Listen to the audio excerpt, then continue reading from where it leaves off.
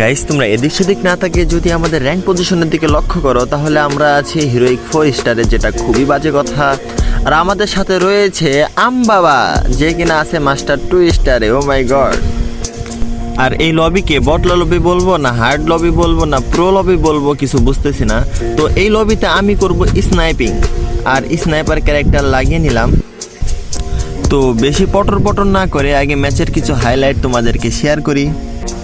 তো সর্বপ্রথম ফ্যাক্টরি, আর যেহেতু ফ্যাক্টরিতে ব্লু জোন পড়েছিল তাই আমরা সবাই ফ্যাক্টরিতে ল্যান্ড করি।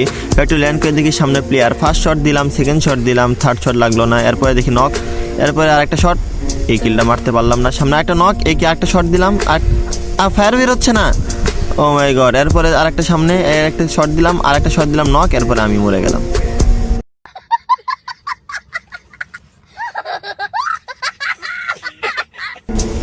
এরপর অনেক কাহিনীর পর দেখি কি আমবাবা একাই বেঁচে আছে, আমরা সবাই মরে গেছি। তো এখানে বললাম যে ফায়ার দিস না, তারপরও সে ফায়ার দিতেছে।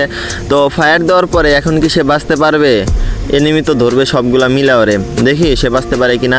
তো আমবাবা ইউ ক্যান ডু ইট, এমবাবা you can do it, you can do it, you can do it, পারবা তুমি পারবা, চলো ভাগো ভাগো, সোজা ভাগো সোজা ভাগো, ভাগতে থাকো ভাগতে থাকো। এই তো আরেকটু, মোটামুটি চলে গেছে, আরেকটু আরেকটু আরেকটু, চুদলিং পং।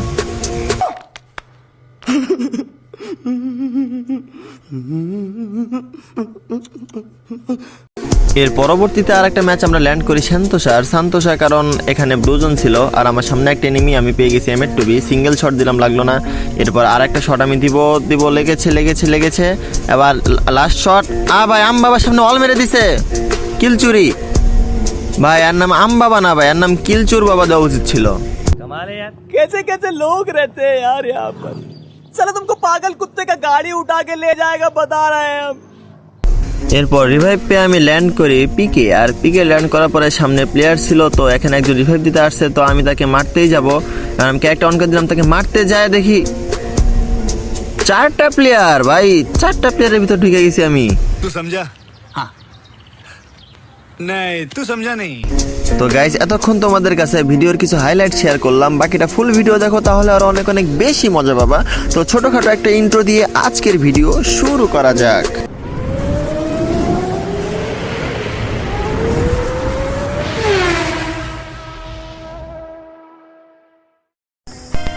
আসসালামু আলাইকুম গাইস, কি অবস্থা তোমাদের সকলের? কেমন আছো তোমরা সবাই? আশা করি আল্লাহর রহমতে অনেক ভালোই আছো। তোমাদের দয়া আল্লাহর রহমতে আমিও অত্যন্ত ভালো আছি। তো গাইস আজকে আমি করব স্নাইপিং, যেটা তোমরা ভিডিওর ইন্ট্রোতে দেখে ফেলেছো।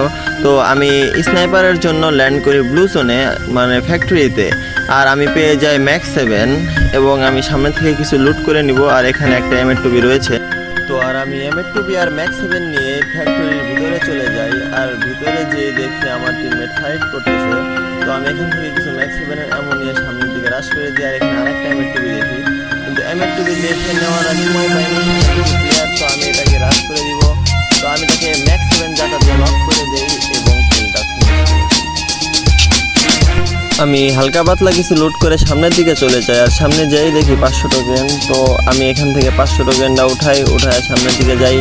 তো যেতে যেতে পথে আমি ব্যাগটা কি ফাঁকা করে নেই। ব্যাগ ফাঁকা করার পর এখানে আমি হোল্ড করে দেখি যে কোনো প্লেয়ার আছে কিনা, কারণ এখানে আমার টিমমেট লোকেশন দিয়েছিল আর আমার টিমমেটকে এখানে মেরেও দিয়েছে। তো ফ্যাক্টরিতে অনেক প্লেয়ার আছে আর আমি সামনে যাব। তো যেতে যেতে পথে আমি সামনে চলে যাচ্ছিলাম, এবং সামনে চলে যাওয়ার পর আমি এনিমি খুঁজতেছিলাম যে কিল করবো, তখনই সামনে একটা এনিমি পেয়ে যাই। ফার্স্ট শট দিলাম, লাগলো না, সেকেন্ড শট দিলাম, আর একটারে লাগলো, থার্ড শট দিলাম, ওইটারে নক করে দিয়েছে, কিলটা চুরি করবো, কিন্তু কিল চুরি হলো না। সামনে একটা নক, ওইটারে আরেকটা শট, ফায়ার বেরোচ্ছে না ভাই, এটার একটা শট, একটা নক, পরে আমি শেষ হতে হতে দেখি আমার আরেকটা প্লেয়ার ডাউন, আমরা 3টা প্লেয়ার শেষ এখানে। ভাই আমি কিল পেয়েছি কিন্তু আমার 3টা প্লেয়ার এখানে শেষ। এখন শুধু আমাদের আমবাবা একাই বেঁচে আছে। তো আমি আমবাবাকে বলতেছিলাম, আমবাবা তুমি চলে যাও এখান থেকে চলে যাও, ফায়ার দিও না, কিন্তু সে চুলপাকনামি করে ফায়ার দিতেছে, কারণ রাশার তো এনিমি দেখলে মাথা ঠিক থাকে না। এখন আমবাবা এদিক দিয়ে ভাগতেছে, সে কি ভাগতে পারবে? পিছনের প্লেয়ার সে কি ভাগতে পারবে? সে যদি টাওয়ারে উঠে যেত তাও বেঁচে যেত সম্ভবত, দিয়ে একটা কিল করতে পারতো, কিন্তু সে টাওয়ারে না উঠে চুলপাকনামি করে একদম সোজা দৌড় লাগাইছে, আর শেষ। আমি পারি না আর পারি না, আমি কেন মরি না, আজরাইল কি চিনে না।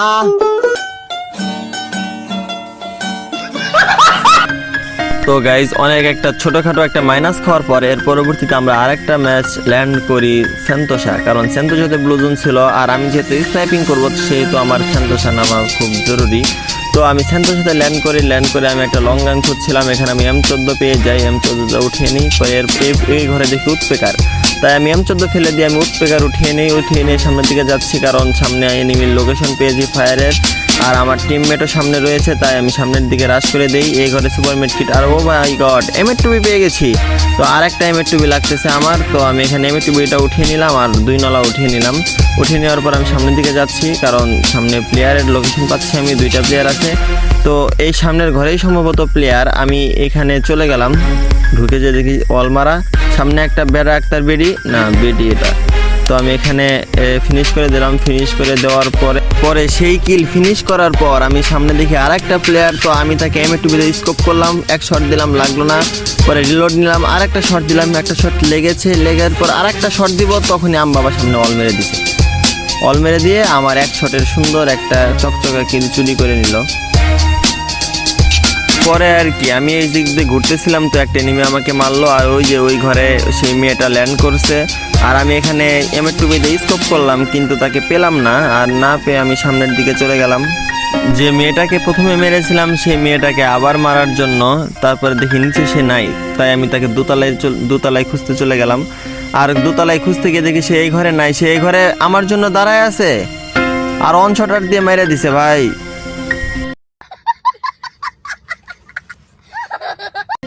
আর আমি সেখানে মরে যাওয়ার পর বাবা আমাকে রিভাইভ করে দেয়, রিভাইভ করে দেওয়ার পর আমি এখানে বক্স খুলে দিই, সামনে প্লেয়ার, সে আমাকে প্যারাফল দিয়ে হেড মেরে আবার মেরে দেয়।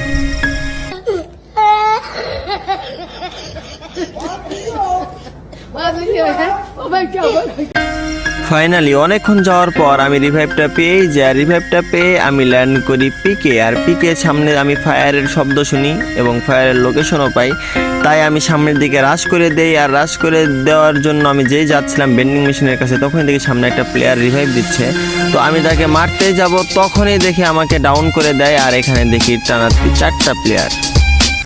तू समझा? हाँ नहीं तू समझा नहीं। তো অনেকক্ষণ পর আমরা সবাই মরে যাই, আর মরে যাওয়ার পর বাবা এখানে একাই বেঁচে থাকে। তো বাবার সামনে একটা প্লেয়ার, বাবা কি পারবে প্লেয়ারটাকে মারতে, তো দুজনকে ক্যারেক্টার মেরে দেয় এবং বাবা একটাকে নক করে দেয় এবং তার টিমমেট বাবাকে পিছন থেকে ফিনিশ করে দেয়। আমি হয়তো 2 দিন পরে মরবো, আগে মরলে কি ক্ষতি, আরে এই দুনিয়ার তাল বাহানা বুঝলাম না আখিরাতি।